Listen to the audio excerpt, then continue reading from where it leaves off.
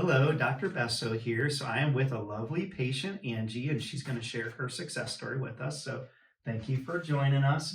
So just tell me a little bit about, or tell everyone a little bit about what type of problem you were having and what brought you in to see us.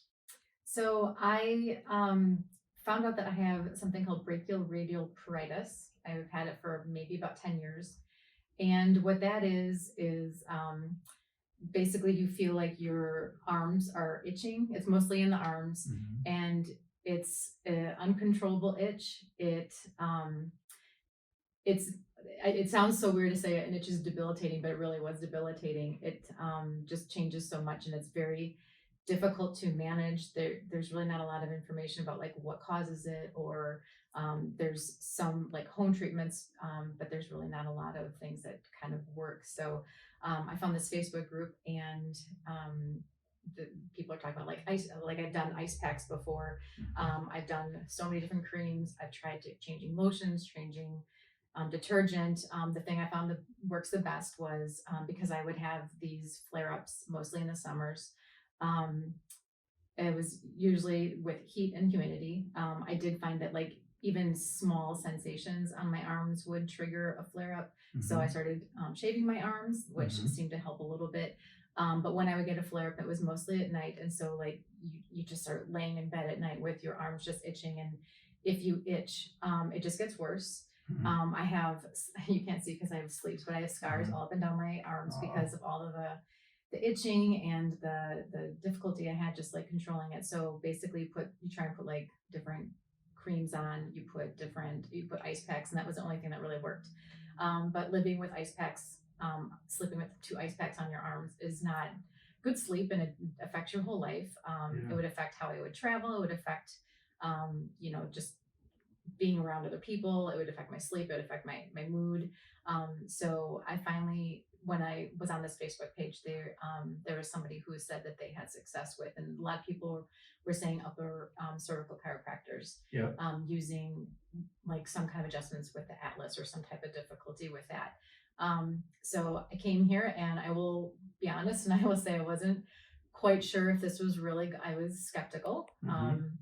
But I was like, well, I have nothing left to lose because I just, it's been 10 years, and it's been half of those years have just like spent with ice packs on my arms. And Yeah. it was mostly at night, but there were times I would I work at a school. And so I'd be sitting with ice packs, or I would be at a restaurant, and I'd try and like slyly take my ice water and just kind of put it up against my arms so people weren't thinking I was, what was Hmm. wrong with me, or it was weird. So I thought I want to try this because I am at my wit's end. I don't know what else to do. Nothing else is working. So that's why I came to see you.